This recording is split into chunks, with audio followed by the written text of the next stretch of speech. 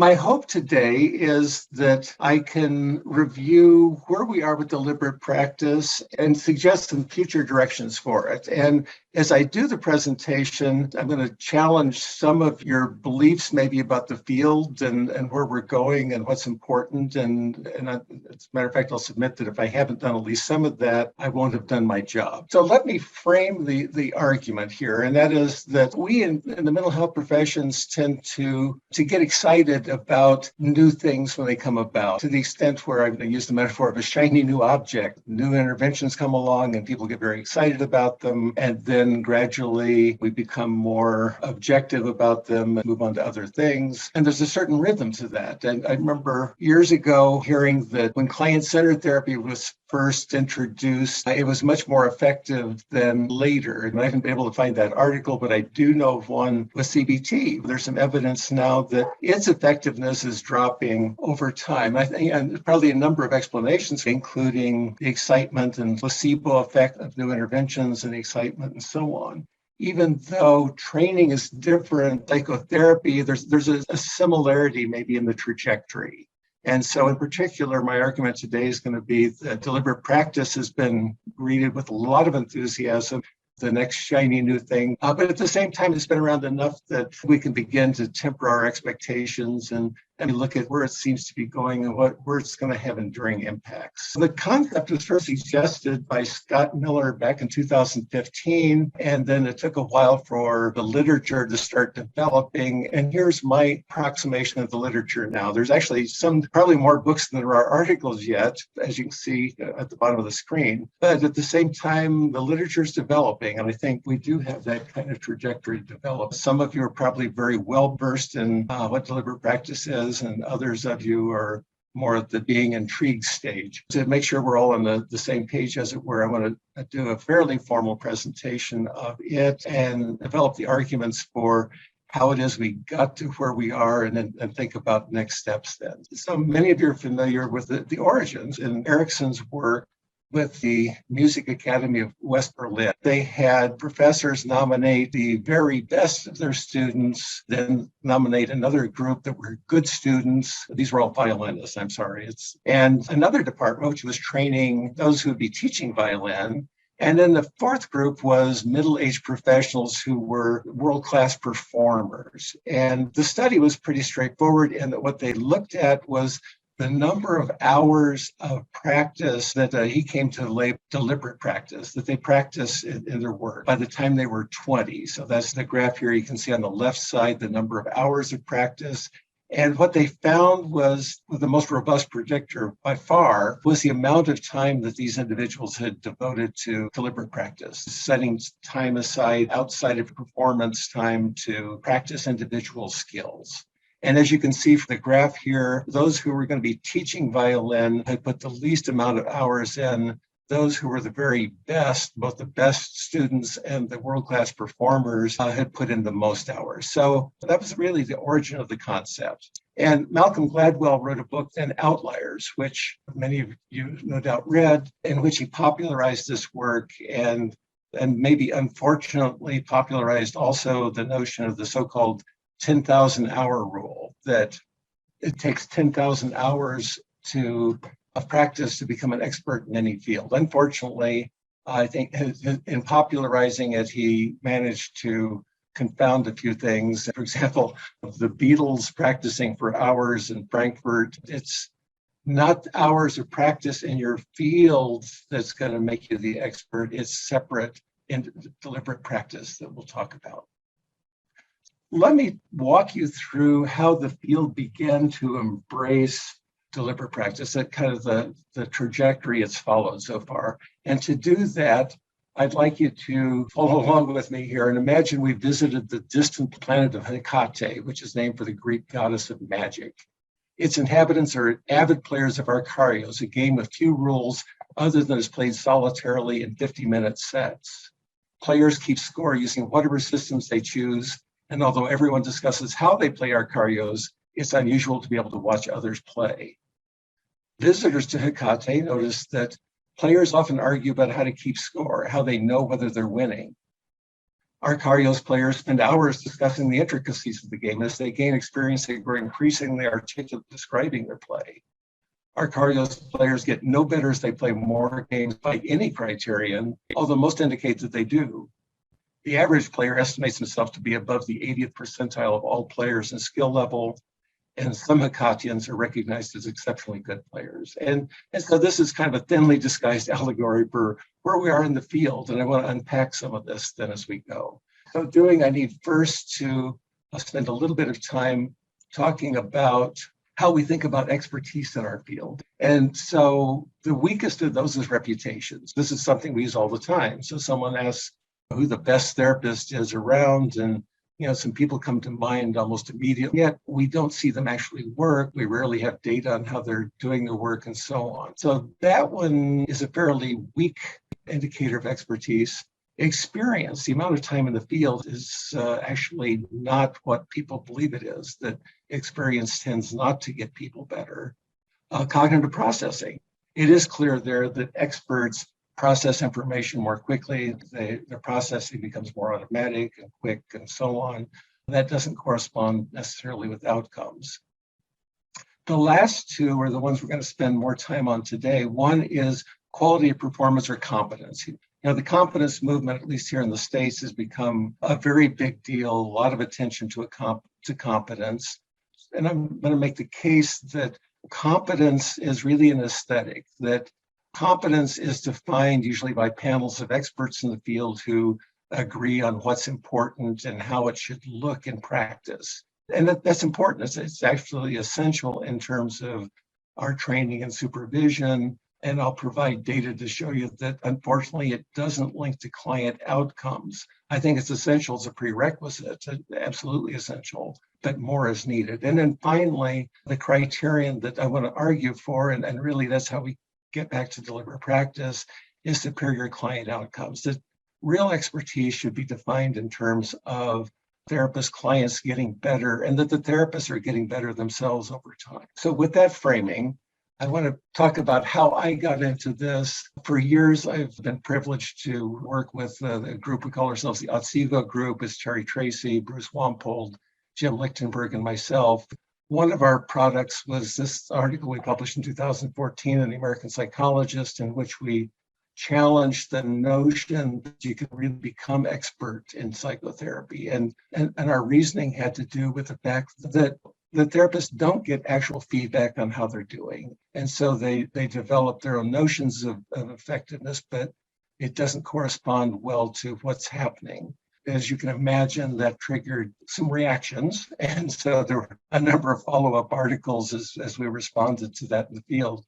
But the hopeful note in that was that some therapists do get better. The preliminary data suggests that deliberate practice may be one way to make that happen. And so that led to my next project, which was working with Tony Rumineer, Scott Miller, and Bruce Wampold on an edited book, The Cycle of Excellence, in which we made a case for deliberate practice. And since then, Bruce and Tony and Scott have each gone on to do a lot of innovation with respect to deliberate practice, and I'll talk about some of their work. I know the area, but they're the ones doing innovation. Let me march through the argument that got us to where we are, I think, with deliberate practice now. And so the first argument is that psychotherapy is very effective, but its overall effectiveness is not proved across time. So these two figures depict effect sizes, and we don't need to have you remember your statistics courses, but Cohen's D, which is one measure of impacts or effect size, is the difference between the mean of a control group and the mean of a treatment. As you can see on the left side, fluoxetine or Prozac, the effect size in treatment depression is 2.6, at least in this one study. That is, the average untreated person is better. The average treated person is better off than 60% of the untreated persons. In Cohen's nomenclature, that's not a very big effect size, and yet it's used in treatment very widely. Psychotherapy, by contrast, has an effect size of zero point 0.8, which Cohen would maintain is a very large effect size. So the good news is psychotherapy is more effective than most or many medical interventions, and the average treated person is better off than 80% of untreated persons. That's the good news we have going into the argument I'm about to make. There are some indicators we set room for improvement. For as many as 25% of clients drop out before improving. And even more sobering, between 8 and 10% of all clients deteriorate. This seems not to have changed across time, that the effectiveness of psychotherapy is robust, but it's been that way. And so this is in contrast to a number of other areas in which there have been huge changes.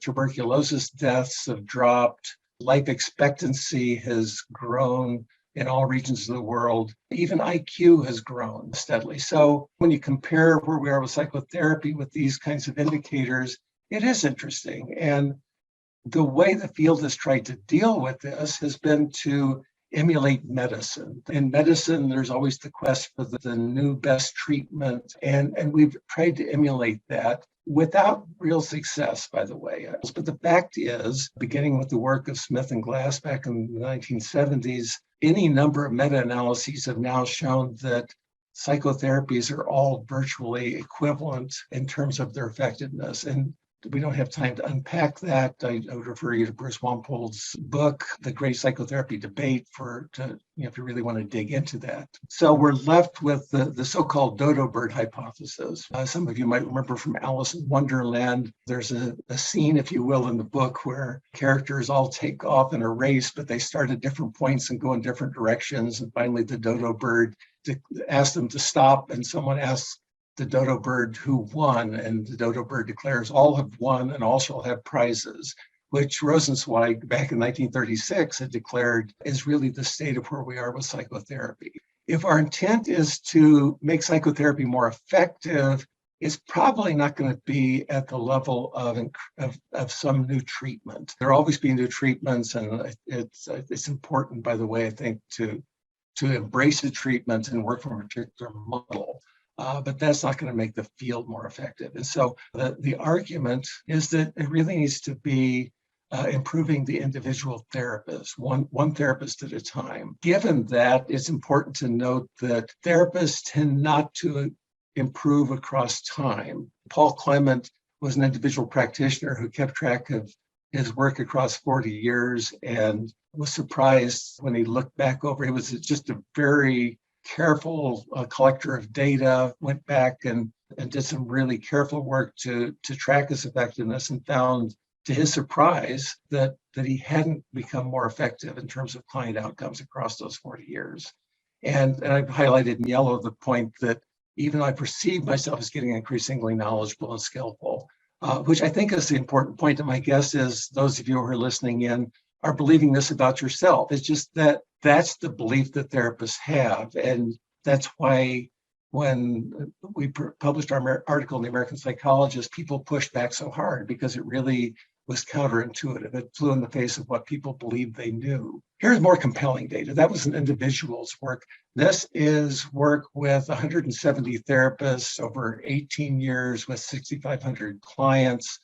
And each line is a regression line for one therapist. Data in this case were from routine outcome monitoring. I think it was the OQ45, and they tracked whether each of those therapists was becoming more or less effective across time. As you look across this dashed line, the 0.8 effect size. So we keep coming back to that. Again, as a group, they were very effective, but as you can see, there were different trajectories. And interestingly, Goldberg et al. Found that there was a slight trend for these therapists to become less effective over time, although a few did improve. I'd like to introduce the sobering data along with, I think, the hopeful data, which is that people can improve. I want to take a moment here to talk about competence versus expertise. I alluded to that earlier. The competence is really an aesthetic. It's an established way that we should be performing so that people can rate our work, much like figure skating in the Olympics, for example. We know what looks aesthetically pleasing or aesthetically right, if you will, in psychotherapy. And I've got some studies here, if anyone's interested, that show that competence, which is really important, doesn't really link to client outcomes. And the other things is that what we know about supervision is that supervision is very good at developing supervisee competence in multiple domains. The data are still mixed on whether it actually improves client outcomes. There are few studies in either direction, and I think we can't yet claim victory on that front. I think that underscores the importance of deliberate practice as a promising way of approaching this. There are some data that are more hopeful. These are data from the Calgary Counseling Center, where they found that therapist effectiveness gradually did increase slightly over time. And that was a function of how that organization was developed, that this was an organization that focused heavily on client outcomes. I'm going to make a case that embedded with the use of deliberate practice should be routinely getting data from your clients on their outcomes, whether with OQ45 or the PCOMs or any number of systems where the clients fill out ratings regularly of how well they're doing. So they did that in that center. We've got a chapter in Cycle of Excellence that kind of is a case study of how the Calgary Counseling Center went about their work. It wasn't easy. A number of therapists quit when it became an expectation in the agency that they would pay attention to their client outcome data. They brought in an external consultant who then worked with them. So as they found cases deteriorating, they would examine what might be happening and really focused on skill building and kind of a deliberate practice approach. Some early data then to suggest that it's possible to set up situations in which therapists do improve. And then the study that's kind of seminal in all this is Daryl Chow's work. It was based on his dissertation using client outcome data. They chunked the therapists in quartiles. And the highest quartile, the so-called super shrinks, they found that they engaged in deliberate practice twice as much as those in the second quartile and about 4 times as much as those in the bottom quartile. So we're kind of back to the Erickson study initially that I talked about with the violinist, that it was really pretty directly related to the amount of deliberate practice. This was retrospective, of course, and the questions had to do with things about the amount of time you go back and review your recordings of your sessions and focus on mistakes you made and ways you might improve and so on. That's really the argument that got us intrigued with deliberate practice as a way to improve the field. And so let me review some of the concepts that are central to deliberate practice. And let me begin with the premise that I've been exposed to all my life, beginning with my parents and any number of teachers, the mantra that practice makes perfect. And I'm sure most of you have had that indoctrination as well. And here's something from our book. Roger Peterson told a joke about the New York City tourist who stopped a cabbie to ask, how can I get to Carnegie Hall? And the cabbie responded, practice, practice, practice. And then Roger noted that the cabbie didn't say read, read, read. So experiential learning really is about practice. But the issue is what we practice. And the fact is that what practice does is makes permanent, that things we practice over and over again become ingrained and automatic and permanent. And if you're practicing effective things, then yes, you can move toward perfection, but otherwise maybe not. So Erickson has introduced this distinction among types of practice. So naive practice is what most of us do when we're engaged in our day-to-day work as therapists or anything else that we're doing. And so we do it over and over again. We believe we're getting better and so on without specific goals for challenging ourselves and getting the necessary feedback and getting better. The next level up, though, would be purposeful practice. This would be taking deliberate action to improve ourselves in specific domains, kind of pushing yourself out of your comfort zone and so on. And then the third of those is deliberate practice, which is much like purposeful practice, but involves having a coach or a supervisor to help you get there. I'm going to walk through the components of deliberate practice, and then I'm going to start suggesting ways that we can be deliberately practicing. I want to show a few videos and hope we have time at the end maybe to have you discuss among yourselves the ways you can be using some of this. So the first part is isolating specific skills to improve. Key to deliberate practice is breaking an activity into discrete component parts and drilling on them. And so the original study was done on musicians. And of course, musicians have done this forever. This is how they develop skills. The same thing with athletes. We just had the Olympics a month or so ago, and there were lots of stories about individual athletes and how they'd spent years and years of their young lives practicing for hours and hours every day. That's deliberate practice. Deliberate practice in music and sports has been accepted for a very long time, and many of you have engaged in that as you've learned instruments or engaged in sporting activities. What's newer is doing it, of course, in the mental health domain. I got a quote here from John Wooden, who is a legendary coach here in Los Angeles at UCLA in basketball, talking about how he worked the so-called whole part method. I would show them the whole thing to begin with, then I'm going to break it down into the parts and work with them on things like dribbling and shooting at the baskets over and over again and so on, and then bring them back together. That's the concept. And the other thing while I'm thinking of it is that as you break out these individual parts, it need not actually look like the activity you're building toward. And many of you remember the movie The Karate Kid. This kid approaches the karate master and asks him to teach him karate. But the first step is the kid's asked to wash the car, and the kid is told to wash it a particular way and buff it. And then he's asked to sand the karate master's deck, and he's told to use a particular motion, and then to paint the house. And the kid gets increasingly irritated that he seems to be taken advantage of. But then the karate master takes those individual skills and shows him how to put it together in the practice of karate. The point here is that it's about breaking up individual skills, teaching them, and bringing them together into a whole. And here's a quote from Erickson. So you're playing doubles in tennis and you just miss a backhand volley.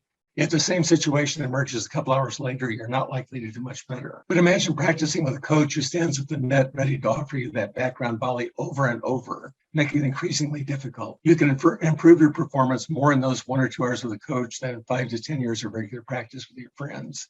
This speaks both to the next component of deliberate practice, which is having a coach or a supervisor, but it also speaks to the notion of isolating a skill.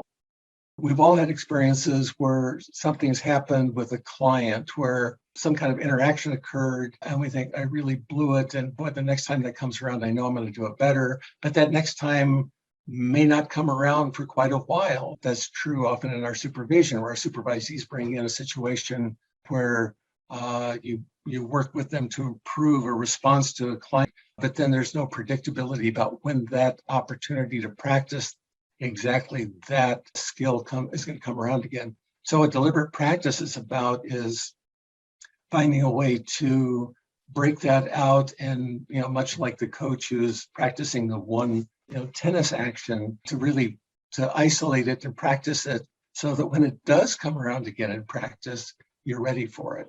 The distinction that really characterizes deliberate practice is that there is a coach or a supervisor, and all of us embrace that that's so important for our development. Orlinsky and Ronestadt did an international study of psychotherapists across many countries, and one of their questions had to do with what was the most important factor in your contributing to professional development, and supervision emerged as the foremost factor. So and that's intuitive. It's something we all believe, or we wouldn't be at this conference. So that part's really kind of a given.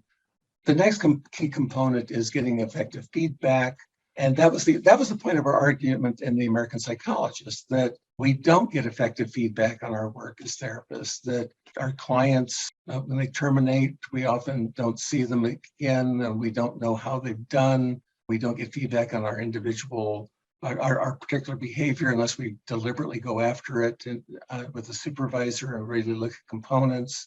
This is really central to what deliberate practice is about, and it has information about discrepancies between desired current performance and then some information about where you're headed. There are challenges, though, to people seeking out feedback. I think there are several issues with feedback. One is, first of all, there's data in supervision, several naturalistic studies. Derek Milne in England did a study. Mickey Friedlander did another. Both were naturalistic studies looking at instances of feedback and supervision. both found it was actually much less frequent than what the supervisors believed they were doing. And so there's that the actual frequency with which we give it.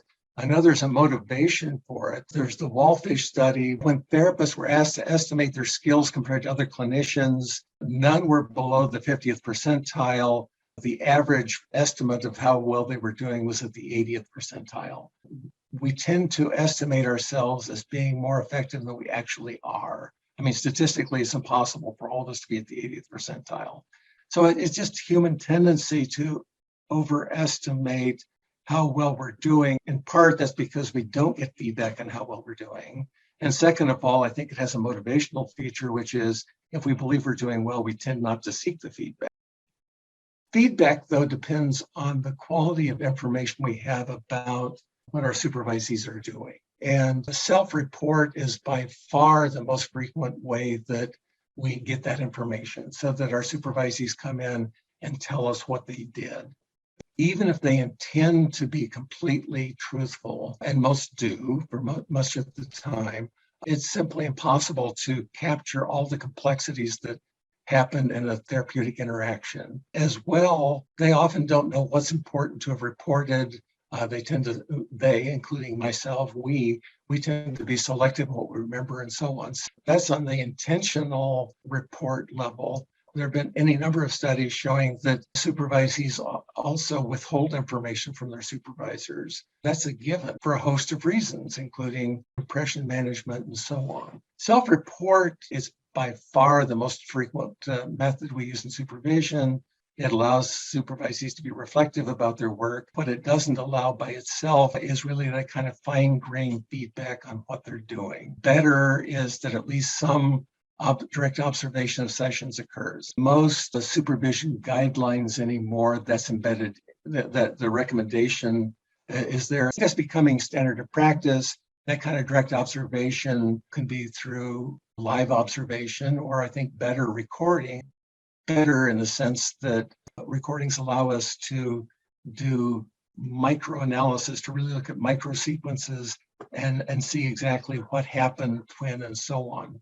There's a lot of literature now on using simulations and role plays. In our book, A Cycle of Excellence, we have a chapter from a medical educator talking about the use of simulations in that context as a way to standardize experiences for our supervisees to see how they're going to respond to them. And of course, many of us use role plays as kind of a spontaneous way of doing a simulation within session. It gives us an opportunity to see how a supervisor is going to respond and to practice that. Getting client feedback is an essential way of getting information. The grandparent of all of those was the Outcome Questionnaire 45, the OQ45 that Mike Lambert developed. And since then, there's been a proliferation of those measures. I'm going to give a particular plug to Scott Miller's PCOM system, which is very simple, but the outcome rating scale is simply 4 items that the client can fill out. It takes no time at all.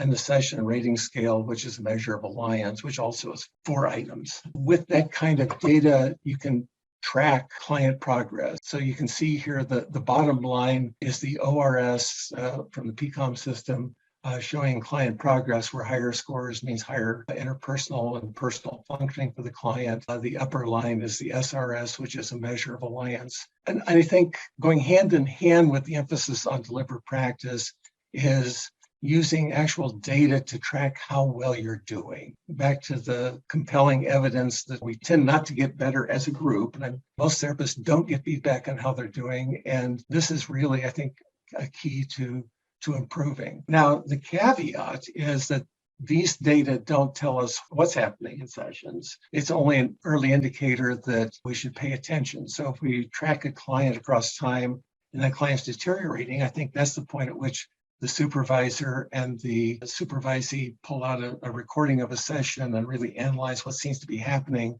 and then design interventions to improve. Here's from an article by Swift et al. Showing another use for outcome measurement. If you keep track of scores, you can chunk it by race, ethnicity, age, any number of dimensions. And and see if there are particular patterns in that trainee's work. Is this trainee better with women than men? If so, what interventions do you use and so on? The next component is successive refinement and repetition. What deliberate practice is about is practicing over and over again a skill till you master it, and then challenging yourself and moving to the next.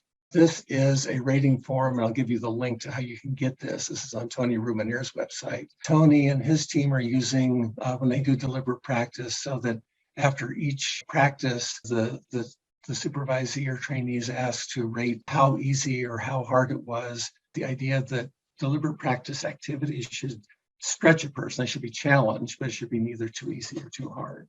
And then finally, it's not practice in the day-to-day work we do, but isolating practice and doing outside of our work setting. And so it's solo practice outside of performance. And I think, and I'll get to some of the challenges about deliberate practice later, one of the big ones being that we're all busy people. How do we set aside time to do this? How do our work settings support it? And so on. It's clearly one of the challenges to more universal adoption of deliberate practice. Daryl Chow uses the metaphor of being on stage. Being on stage is what we do in our day-to-day work with our clients. So we're on stage. Backstage is where we're prepping for a session that, he's kind of reading over the case notes ahead of time, maybe mentally rehearsing what we did, what we're going to do, and so on. And then off stage is what we do separate from the session. This could be practice sessions during the week and so on. And Daryl's metaphor for what deliberate practice is really the backstage and especially the offstage portions. And then just a couple of, I think, dramatic examples, if you will, of offstage practice. World-renowned cellist Pablo Casals continued to practice 5 to 6 hours a day well into his 80s. Because, as he once stated, I think I'm making progress. Michael Jordan was a basketball player here in the States, shot at least 500 free throws every day of his basketball career. This is just plain hard work, and it's separate from performance. So I think we're challenged in positive ways to do this, but of course, then there's the challenges of how we do it and find time in our day-to-day work. What I've done at this point is established background of how we as a field got to be thinking about deliberate practice. I've reviewed very quickly what deliberate practice is. Then I want to talk about what we can deliberately practice. And so I made the distinction between competence and expertise. The movement toward deliberate practice evolved from our quest for expertise, the quest to make the field better, one therapist at a time. How do we really develop that expertise? But there's increasing movement toward using deliberate practice to develop competence. Competence is about normative goals. What should we all know what to do? How do we get better at things that we should all be competent in, as opposed to developing expertise, which is very personalized, helping the person isolate skills that they need to be developing. I'm going to talk about 4 ways we can be deliberately practicing. First of those are pan-theoretical competencies. These are often talked about as common factors. I want to point you toward the taxonomy of deliberate practice exercises, which Scott and Daryl have put together. It's really a competence framework for common factors. And what they've done is organized it by category structures. So they've got a number of tasks under structures. How do you start a first session? And the supervisees that go through this taxonomy is asked to estimate their skills at that. The supervisor also chimes in with their estimate of their skills, and then you can develop exercises around that. Then there's a whole host of those. How do you develop hope and expectancy? So an example is how do you conduct an induction into therapy? And then there's a series of alliance subcategories. And of course, alliance is probably the single biggest predictor of psychotherapy outcomes. So of course, it gets a lot of attention. And you can see there's a number of specific behaviors related to alliance development and maintenance. Client factors, therapy consultants. If you're interested in that taxonomy, you can find it in their book, Better Results. It's in one of the appendices. So another area of pan-theoretical competencies are from Tim Anderson's work, which I think is one of the more exciting developments in the field, and I'm sure some of you have heard of it. Tim Anderson was a student of Hans Strupp. Strupp is famous for a study he did back in the 80s where he assigned clients in an ethical way to press clients to experience clinical psychologists versus professors chosen as especially warm. The results of the study were that the professors were as effective as the experienced clinical psychologists. Tim took the next step. What he did was develop a series of video clips of clients presenting difficult situations. Clips are like 3 to 5 minutes long. You watch the video and then formulate a response that's helpful. One might, why do I always have to start? Why don't you start? How do you respond?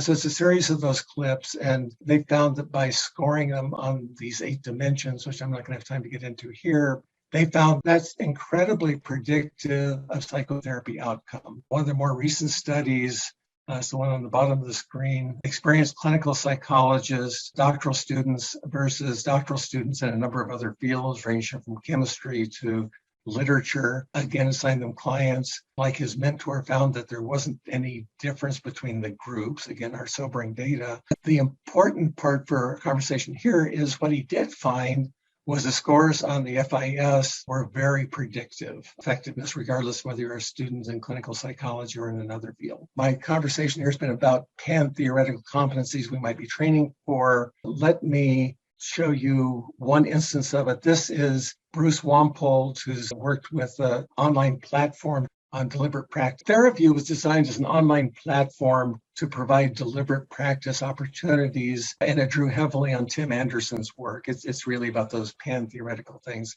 And here's Bruce describing this way of deliberate practice. The idea is to be able to Yes, we got it. to repeat the practice over and over again.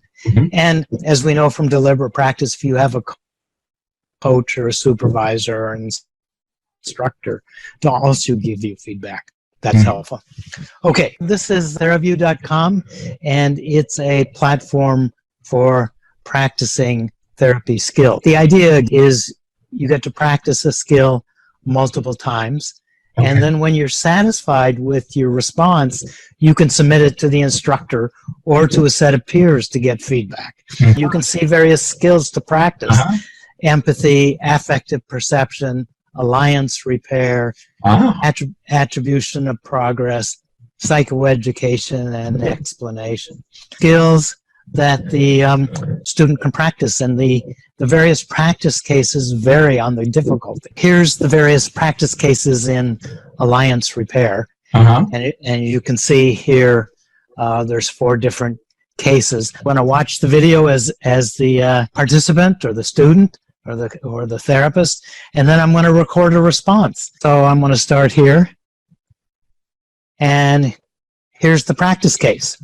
Oh, and by the way, Rod, on the right are various components just to remind us, well, what makes a good alliance repair response. The instructor would teach the skill and then have the students practice. And again, they can practice on their own because, you know, the first time you do this, it doesn't sound so good. So you do it over till it's better.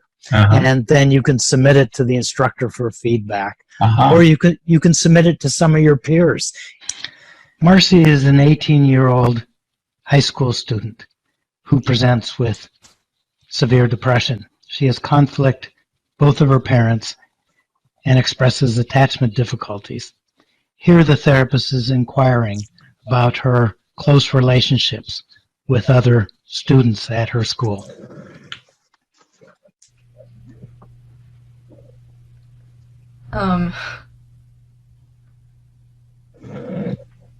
You know, I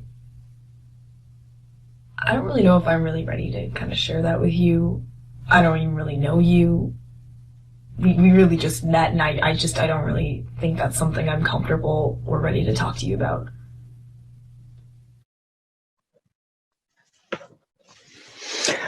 Marcy, I really understand this. I mean, we did just meet, and I'm asking you some pretty personal questions. I really value that you're able to tell me about your uncomfortableness with this. This is going to be really important in therapy, that you do just what you did, and that is to be honest with me about your comfort in what we're doing. As we go on, it will be important to delve into some pretty personal material as part of therapy. But let's take it one step at a time. So there's my response to Marcy. If I were to do it again, Rod, I think I could do better. It was a little long-winded. I don't like to go quite that long. I made 2 or 3 points. I could be more succinct. But I did let her know that I appreciated the fact that she was honest with me. And that was the central thing I wanted to say to her. You know, when people come to therapy, they really are uncertain about what you do here. And we do ask personal questions. So Marcy's response is not out of the ordinary. But we don't like to be challenged, right? I don't want to answer your question. So then I get to rate myself, Rod. Was the response non-defensive? I think I did a pretty good job there. Does the response validate the client's concerns? Yes. Did it use one of the common rupture repair strategies? We haven't gone over those, but I'm going to say no, just for illustration. Does the response foster collaboration? I think so. But this is self-evaluation. It gets you to think about what you said in the response. Does the response consider the bond, goals, and tasks? Well, in my response, I really didn't talk about goals and tasks because we haven't got that far in therapy, but it did address the bond. Well, suppose, you know, I did this. Okay, it's late at night. I'm tired of practicing. I'm going to submit this response to my instructor. Oh, it won't let me do it because I haven't checked that I have all the necessary components. Because we really want students to think about, do this again. The whole idea is that we got to get in the mindset. And that was one example from the work that Bruce is doing through TheraView. Bruce was talking about often working with students. Experienced practitioners could use that platform and buff up their own skills, but it was primarily for students. Another category, though, would be model-specific competencies, which could be either for students who are still learning therapy and want to focus on particular models, or it could be for more experienced therapists who would like to delve into a different model than they've been using. And so there's a book series that Tony Rumanier is editing for APA. The first 2 of those books are out, one on emotion-focused therapy, another on CBT. They've got others planned on psychodynamic and multicultural and so on. Let me show another clip which illustrates how deliberate practice might look. And this is based on a recently published book that has just come out called Deliberate Practice in Emotion-Focused Therapy. And that's written by myself and Alex Tony Roseman. Yeah. So today, Megan Emsley and Zoe Goldstein are going to help us to demonstrate how you do deliberate practice in emotion-focused therapy. And we're going to zero in on one particular skill, which is the empathic affirmation and validation skill. So the empathic affirmation and validation skill is one where the therapist offers the client a high degree of affirmation and validation, as it sounds, and basically communicates through their words that this is very understandable and that the therapist is there to support the client in this moment. And this is what we would do if we were doing this deliberate practice, is we'd make sure to highlight the skill criteria. So let me just say what they are. So first of all, therapist responses capture the depth and intensity of present experiencing of client. Therapist responses deepen and affirm, but do not speculate or push beyond client current experiencing, which is different than some of the other empathic responses. And therapist makes sure to use a soft, gentle, but affirming voice. I would just highlight that the skill criteria are really the observable aspects we're wanting to get repeated practice during this exercise. So they're really the clues to guide you towards where you're trying to get at with the practice. Okay, so now we're going to have, Zoe's going to play the client. and she's going to. So for each of the competencies that they teach, they have a number of prompts that the client, in quotes, can use. And they're graded from ones that are likely to be very difficult to respond to those that are much easier. And so you'll see that. Prompt or a statement as a client might. And Megan is going to demonstrate offering an empathic affirmation. Okay. So when you guys are ready, I think you have the prompt. So go ahead, Zoe, you start. I just can't believe the direction our country is taking right now. Watching the news makes me so angry. Yeah, it sounds like it's really upsetting for you. Everything that's happening right now, it's really upsetting for you. Okay, great. All right, so I'm going to actually ask you to just do that. Try it again. Same thing. Try it again. And Megan, you can improvise as you see fit, right? Okay. So. I just can't believe the direction our country is taking right now. Watching the news makes me so angry. Yeah, I hear that you're feeling really angry, and there's just so much that's happening for you right now. Okay. All right. Good. How did that feel, Megan? How did that feel for you? I feel like the second time I understood a bit more that feeling of anger. I think seeing it again and like kind of channeling into that piece of that upsetness for Zoe helped doing it the second time. Okay. So you feel like you were able to sort of almost like be more present the second time with the emotional tone behind what she was saying? Yes, I would say so. Okay. Yeah, because I agree. I mean, I think the first time was a little bit more kind of rote, and then like the second time had more of you behind it, more of your presence, and your voice softened a little bit and slowed down a little bit too. So that's really good.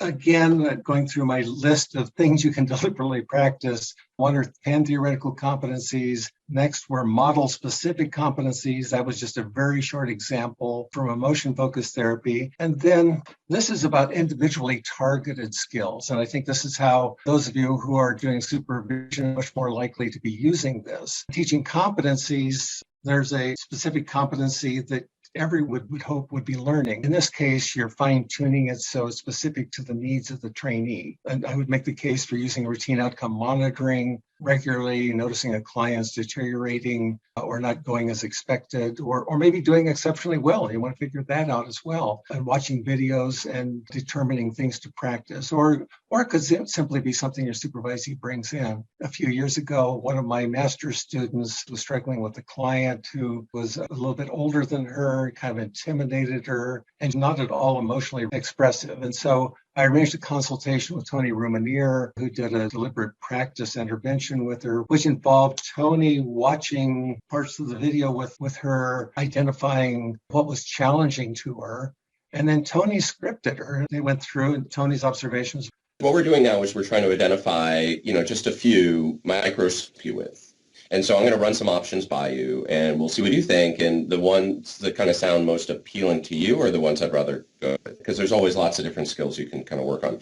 And one is kind of how to help the client when they're externalizing, which you're doing. I thought you actually did that really well, so I don't think that's necessarily a skill to work on here. Another one is how to help the client when they're ambivalent about painful feelings. Because like the subtext to what she's talking about is, I'd rather kind of push away the painful feelings or guard against them and not be vulnerable. Right. So can we keep watching a little bit? Pause. And so this is the client who had a suicide attempt, is that right? Yeah. Yeah. And so there's a chance she could get kind of overwhelmed by painful feelings and might not be able to cope. Okay. And so this kind of wall, because she's kind of talking about her experience kind of like a court reporter. I mean, she's kind of describing it to you, which is great, but she's not kind of living it or feeling it, right? Right. I mean, there's probably a reason that she's walling it off, because if she feels too much, she could possibly, decompensate, become suicidal, something like that. So one skill we could work on is kind of how to help the client move towards a more powerful personal experience, but in a way that feels safe to her. Okay. Therapy, right? So you could say her thinks want to experience the painful feeling, brought her to therapy, but then she sits down with you and her heart or her mouth kind of is like, no way. Right. And so to help her explore that dilemma within her, you're going to help her whichever she decides. So are you saying I would do that like explicitly? Yeah, I could show you how to do that if you want. Sound of interest? Yeah, I think it would be helpful. I think I would want to see how it goes next time to see what vibe she's giving me. Yeah. Yeah. Unfortunately, sometimes our clients change between sessions. That is, of course, the goal of therapy. But it makes supervision tricky. I mean, you could always start supervision by saying, okay, I want you to act just like you did last session. So I'm able to try my new skill, but I don't know if that's going to... I think the hardest thing for me with her is she just like minimizes everything or like denies the existence of feelings. Well, here's the thing, is if you're paying careful attention to her, but she's trying to push down feelings, then it can be your will driving the bus, so to speak, rather than her. And she might almost get the idea that like, oh, you, my therapist, wants me to have strong feelings, so maybe I do something for the therapist, and it's not clear if it's for her. Yeah, I don't think she's concerned about pleasing me. Well, so which of these skills sounds valuable? Do you want to work with the minimizing? Do you want to work with the minimizing? Okay. I think that would be really helpful. Yeah. Great. Okay. Do you have a pen or something you can write stuff down? I do. Okay. So we're going to think up some lines for you to use with her, and we're going to kind of do this together, but it's important that it's in your voice, that it makes sense for you. So let's see, something to the effect of, and instead of minimize, why don't we try a different word? Why don't we try distance? Okay. Because it just might, just minimize sometimes can, something to the effect of, Joan, is there an urge to distance from your painful feelings? How could you say that in your words? I would probably say, like, do you feel the need to distance yourself from your feelings? Great. Can you write that down? Okay. And then it's something to the effect of, it's not my right to convince you to get closer to or further away from your feelings. Only you have the right to decide that. How would you say that in your own words? Can you a little more what you mean? Yeah. So if someone has ambivalence about their feelings, we don't try to convince them, because that can set up it basically isn't empowering them. It's not kind of helping them navigate their own process. In your write-up, you described her as having kind of limited curiosity about her inner state. Mm-hmm. And as therapists, if we're not careful, we can hold all the curiosity. Mm-hmm. So you just could say that as a question. So is it uncomfortable for you to explore your feelings? Is that what you said? Or I would say painful feelings in particular. Okay. Now, why don't we do that one? Let's go through and try these lines. Let's actually do that one first. Okay. All right? And so what I'd like you to do is play the video. Do you want me to play it right now? Uh-huh. Okay.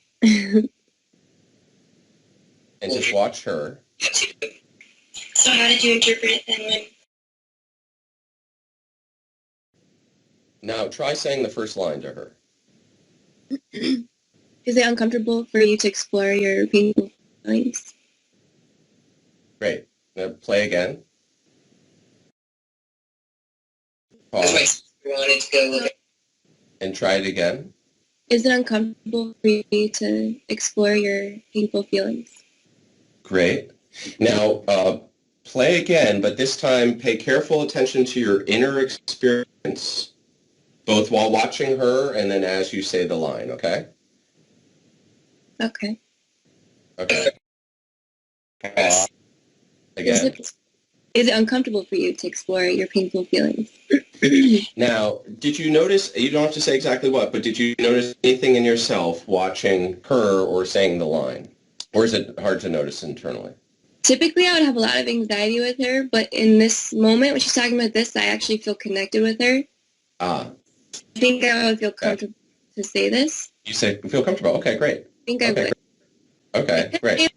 And so that's how you would feel. What I'm going to ask now is pay attention to how you do feel right now saying it to the video. Okay. Does that make sense? Mm-hmm. So the emotional learning is kind of in the moment. Yeah. Okay.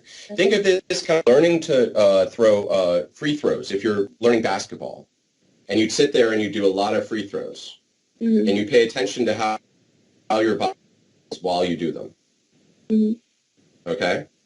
And so it's like that. You're going to try the line, but you're going to pay attention to how your psychology kind of self feels while you use it. Mm-hmm. Yeah, I'm noticing that I'm getting tripped up on painful. Huh, how about that? Isn't that interesting? Mm-hmm. Yeah, though that's the everything she's talking about here is painful, right? That's the subtext. Mm-hmm. Saying it out loud is difficult. Great. So like if you were learning to throw free throws and you found out like, wow, oh, my elbow is moving like that while I was shooting. So you kind of watch it, right? Right. So let's try it again and just pay attention to how you feel in the moment saying the word and just watch her in the video. Okay. Again, the notion, but as she was doing it, it would become much more automatic so that the next time she saw that client, if she chose to use that phrase, and she may or may not, given what the client presents in that session, it would be part of her repertoire. And so that's an example of individually targeting skills. And then the other thing about deliberate practice is not just about technical and relational skills. It also can be about inner skills, is what Tony calls them, or reactivity. And so if you have a particular client who's eliciting some strong feelings or countertransference, you can design a deliberate practice intervention for that. And so let me show you this. Hi, my name is Tony Ruminaire. I'm a clinical psychologist and clinical faculty at the University of Washington. Welcome to my series of deliberate practice exercises for therapists. The goal of these exercises are to help you develop the psychological and emotional capacity to do the hard work of becoming a truly effective therapist.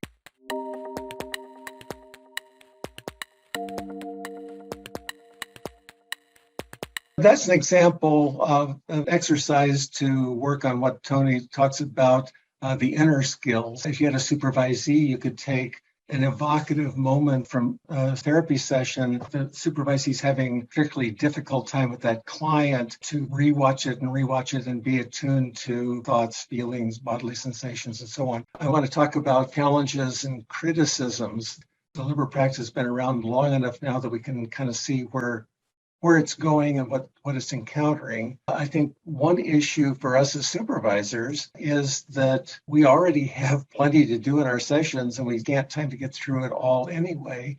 And so how do you find time to build in one additional thing with the deliberate practice? And Tony and I've talked about this, and his suggestion is to deliberately, if you will, build in a part of the session toward the middle, not the beginning or end, in which you really do focus on a specific skill and give maybe 10 minutes to it, then with homework to the supervisee. But I do think that's an ongoing issue.